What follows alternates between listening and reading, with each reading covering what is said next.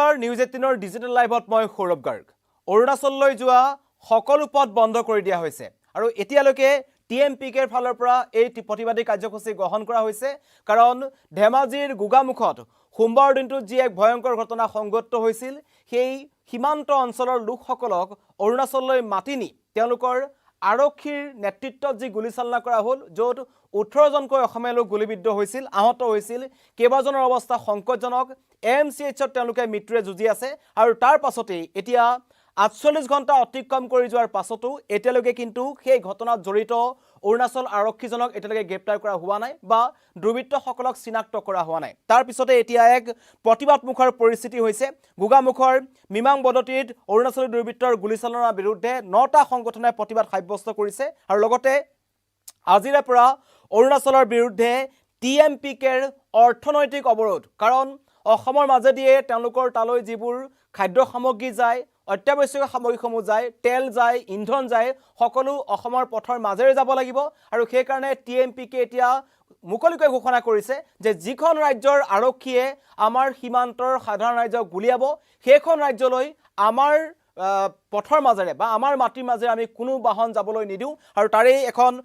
ছবিত আপোনালোকক দৃশ্যাংশ দেখুৱাইছো এইদৰে টিএমপিকেৰ যিসকল প্ৰতিবাদকাৰী আছে তেওঁলোকে ৰাজপথ অৱৰোধ কৰিছে আৰু তেওঁলোকে স্পষ্ট ঘোষণা যে অৰুণাচল আৰক্ষীৰ নেতৃত্বত কি কাৰণত গুলী চলোৱা হ'ল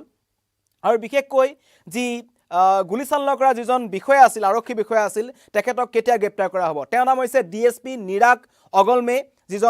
যিজনে নিৰস্ত্ৰ অসমীয়াৰ ওপৰত গুলী চলাইছিল আৰু লগতে নামনি সোৱণশিৰি জিলা উপায়ুক্তৰ জন পুত্ৰ এই তেওঁলোকৰ নেতৃত্বতে অসমীয়া লোকসকলৰ ওপৰত গুলী চলোৱা হৈছিল এইদৰে অৰুণাচলৰ লোকসকল আহিছে তেওঁলোকৰ বাহনসমূহ ঘূৰাই পঠোৱা হৈছে আৰু অৰুণাচললৈ কোনো যান বাহন যাবলৈ নিদিয়ে এই কথা স্পষ্ট কৰি দিয়া হৈছে মই এই মুহূৰ্তৰ এটা ডাঙৰ খবৰ আপোনালোকক জনাই আছো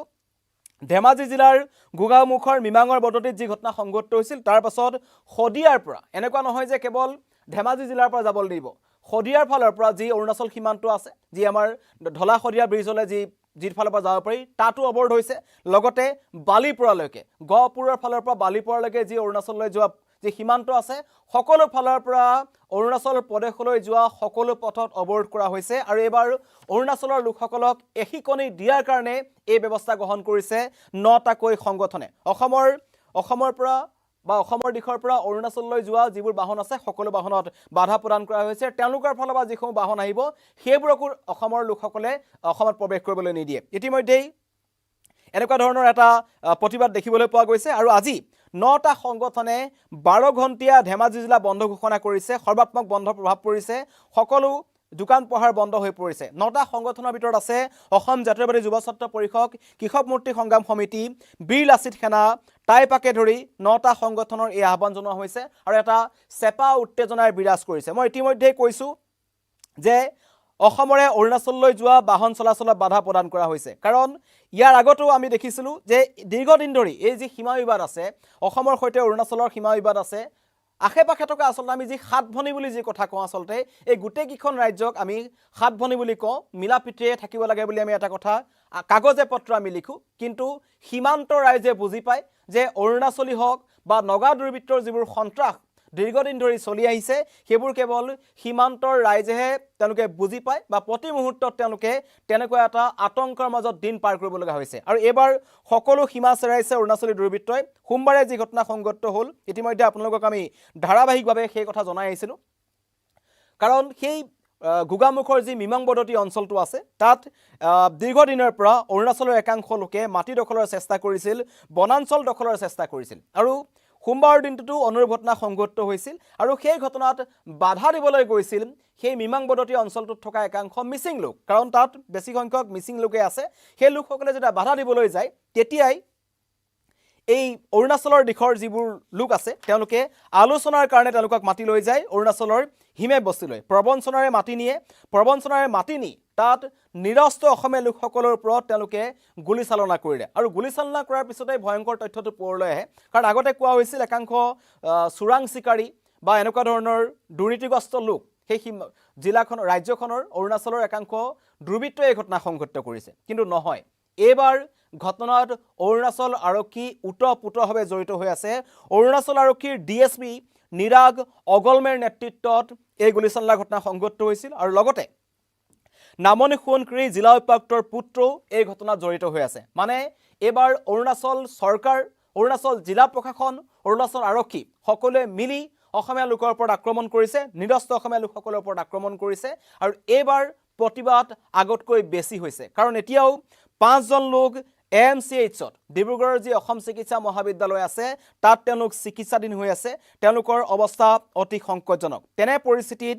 কি কাৰণত অৰুণাচললৈ অসমৰ মাটিৰ মাজেৰে তেওঁলোকে বাহন চলাচল কৰিবলৈ দিব তাক লৈ প্ৰশ্ন উত্থাপন কৰিছে দল সংগঠনসমূহে আৰু কৈছে যে 48 ঘণ্টা অতিক্ৰম হৈ যোৱাৰ পাছতো কি কাৰণত এই অভিযুক্তসকলক গ্ৰেপ্তাৰ কৰা হোৱা নাই মই প্ৰথমতেই মন্তব্য আহিছে প্ৰতিবাদকাৰীসকলৰ সেই মন্তব্য শুনাই ল'ব বিচাৰিছো এটাই আমি অনুৰোধ জনাব বিচাৰিছো এনেধৰণৰ ঘটনা বাৰে বাৰে হৈ আছে অসম আৰু অৰুণাচল সীমা বিবাদ কেন্দ্ৰ কৰি পেলাই আৰু এই সীমা বিবাদ আছে চৰকাৰে অতি শীঘ্ৰে পাৰ্মানেন্ট সলিউশন কৰিব লাগে স্থায়ী সমাধান শান্তিপূৰ্ণ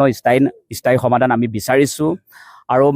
বাৰে বাৰে কিয় এই ঘটনাবোৰ হৈ আছে গতিকে আমি হকিয়াই দিব বিচাৰিছো যে জন্তুক যেনেকৈ ব্যৱহাৰ কৰে তেওঁলোকৰ লগত কোনো ধৰণৰ মানসিকতা আমি কোনোদিনে আমি দেখিবলৈ পোৱা নাই অৰুণাচল মানুহৰ লগত মানসিকতা আমি ইতিমধ্যে এৰাই গৈছে বুলি আমি ক'ব লাগিব এই অনিৰ্দিষ্টকালীন আমাৰ এই পদ অৱৰোধৰ কাৰ্যসূচী আমাৰ চলিব যেতিয়ালৈকে এই কালপ্ৰিটসকলক যেতিয়ালৈকে গ্ৰেপ্তাৰ কৰি অসম পুলিচক যেতিয়ালৈকে গতাই নিদিয়ে তেতিয়ালৈকে আমাৰ এই পদ অৱৰোধৰ কাৰ্যসূচী আমাৰ চলি থাকিব কোনো পধ্যে এইবাৰ এৰি দিয়া নহ'ব কোনো পধ্যে এৰি দিয়া নহ'ব অৰুণাচলৰ কোনো এখন যান বাহন অসমত প্ৰৱেশ কৰিব নোৱাৰিব আৰু অসমৰ পৰা অৰুণাচলৰ মাজত যিমান প্ৰৱেশদ্বাৰ আছে তাৰ আমি পদ অৱৰোধৰ কাৰ্যসূচী আমি ৰূপায়ণ কৰিছো বিভিন্ন প্ৰান্তত জুনাইত আপোনালোকে দেখিছে ৰুকচিন অৰুণাচল অসম আৰু অৰুণাচল সীমান্ত চেক পোষ্ট ৰুকচিন গেটত আমি পদ অৱৰোধৰ কাৰ্যসূচী আৰু ইয়াতে লেকুৰ আমি লেকু এই বাইপাছত আমি পদ অৱৰোধৰ কাৰ্যসূচী আমি গ্ৰহণ কৰিছো ডেকাপামত কৰিছো লাইমেকুৰিত কৰিছো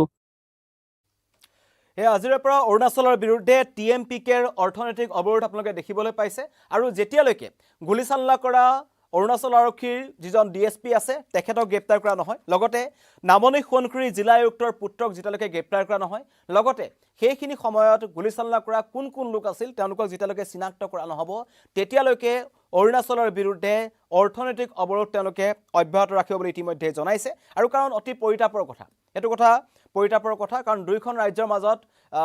সীমা বিবাদক লৈ পেলাই আলোচনা চলি আছে 2023 চনত এখন MOU সাইন কৰা হৈছিল নতুন দিল্লীত য'ত অমিত শাহ উপস্থিত আছিল দুইখন ৰাজ্যৰ মুখ্যমন্ত্ৰী উপস্থিত আছিল তেনে পৰিস্থিতিত জিলা প্ৰশাসনৰ ফালৰ পৰা কাৰণ এটো কোনো অৰুণাচলৰ দুৰ্বৃত্তৰ কাণ্ড নহয় পুনৰবাৰ প্ৰমাণ হৈছে এবাৰ স্পষ্টকৈ প্ৰমাণ হৈছে যে অৰুণাচল আৰক্ষীৰ এজন বিষয়াৰ নেতৃত্বত গুলিচালনাৰ ঘটনা সংঘটিত হৈছিল লগতে নামনি সোৱণশিৰি জিলা উপায়ুক্তৰ পুত্ৰও সেই সময়ত তাত আছিল তেওঁলোকৰ নেতৃত্বত তালৈ যি অৰুণাচলৰ হিমে বস্তি আছে তালৈ নিৰস্ত অসমীয়া লোকসকলক মাতি নিয়া হৈছিল কোৱা হৈছিল যে আমি আপোনালোকৰ সৈতে আলোচনা কৰিব বিচাৰো যে সীমা বিবাদক লৈ আৰু মাতি নি তেওঁলোকক আক্ৰমণ কৰা হ'ল এই ঘটনাৰ পাছত কিন্তু এতিয়া সমগ্ৰ অসম জ্বলিছে মই পুনৰবাৰ কৈছো খদিয়াৰ পৰা বালিপৰালৈকে অৰুণাচল সীমান্তলৈ যোৱা সকলো পথ বন্ধ কৰি দিয়া হৈছে আৰু অৰুণাচলৰ ৰাইজক আসলতে বা অৰুণাচলৰ প্ৰশাসনক এটা এখিকনি দিয়াৰ উদ্দেশ্যে এই TMPK এই প্ৰচেষ্টা হাতত লৈছে কাৰণ অসমৰ ওপৰত তেওঁলোকে বাৰম্বাৰ আৰু এটো প্ৰথম আক্ৰমণ নহয় ইয়াৰ আগতেও 2023 চনত অৰুণাচলৰ দুৰ্বৃত্তৰ গুলীত দুজন লোকে প্ৰাণ হেৰুৱাব লগা হৈছিল আজিলৈকে তেওঁলোকে ক্ষতিপূৰণ নাপালে কোনে গুলি চলাই থৈ যায় যেতিয়া মন যায় তেতিয়া গুলি চলাই থৈ যায় আৰু তেনে পৰিস্থিতিত এতিয়া এই সীমান্তত থকা লোকসকল আতংকিত হৈ পৰিছে আৰু এবাৰ সকলো ওলাই আহিছে নটা দল সংগঠনে ইতিমধ্যে আজি ধেমাজি জিলা বন্ধ দিছে আৰু ধেমাজি জিলাত সৰ্বাত্মক প্ৰভাৱ পৰিছে এই বন্ধৰ 12 ঘণ্টীয়া বন্ধ আৰু লগতে এখনো বাহন অৰুণাচললৈ তেওঁলোকে যাবলৈ নিদিয়ে সেয়া লাগিলে খদিয়া ফালৰ পৰা হওক লাগিলে বালিপৰাৰ ফালৰ পৰা হওক লাগিলে সেয়া গুগামুখৰ ফালৰ পৰা হওক কিন্তু অৰুণাচলৰ বিৰুদ্ধে এই অৰ্থনৈতিক অৱৰোধ অব্যাহত থাকিব যেতিয়ালৈকে আৰক্ষী জোৱান যিজন হৈছে DSP নিৰাগ অগলমে এই নিৰাগ অগলমেক যেতিয়ালৈকে গ্ৰেপ্তাৰ কৰা নহয় বা তেওঁক উচিত শাস্তি প্ৰদান কৰা নহয় লগতে নামনি সোৱণশিৰি জিলা উপায়ুক্তৰ বিৰুদ্ধে কি ব্যৱস্থা গ্ৰহণ কৰা হ'ব সেয়া হ'ব লক্ষণীয় তেওঁলোকৰ দাবী আছে অসম চৰকাৰৰ ফালৰ পৰা কোৱা হৈছিল যে অসমে এডুখৰ মাটো এৰি নিদিয়ে মুখ্যমন্ত্ৰীয়ে মন্তব্য কৰিছিল কোৱা হৈছিল যে DSPয়ে সমগ্ৰ ঘটনাটো চাই আছে দুইখন ৰাজ্যৰ মুখ্য সচিবৰ মাজত আলোচনা হৈছে কিন্তু তাৰ পাছতো এতিয়ালৈকে 48 ঘণ্টা অতিক্ৰম কৰি যোৱাৰ পাছতো কিন্তু এতিয়ালৈকে এই গুলিচালনাৰ ঘটনাত জড়িত অৰুণাচল আৰক্ষীৰ DSP নিৰাগ অগলমে আৰু নামনি সোৱণশিৰি জিলা উপায়ুক্তৰ পুত্ৰক কিন্তু গ্ৰেপ্তাৰ কৰা হোৱা নাই আৰু এই যি TMPকে যিসকল প্ৰতিবাদকাৰী আছে তেওঁলোকে স্পষ্ট ঘোষণা যেতিয়ালৈকে এই দুজনক গ্ৰেপ্তাৰ কৰা নহয় তেতিয়ালৈকে কিন্তু অৰুণাচলৰ বিৰুদ্ধে অৰ্থনৈতিক প্ৰতিবাদ তেওঁলোকে অব্যাহত ৰাখিব। ধন্যবাদ।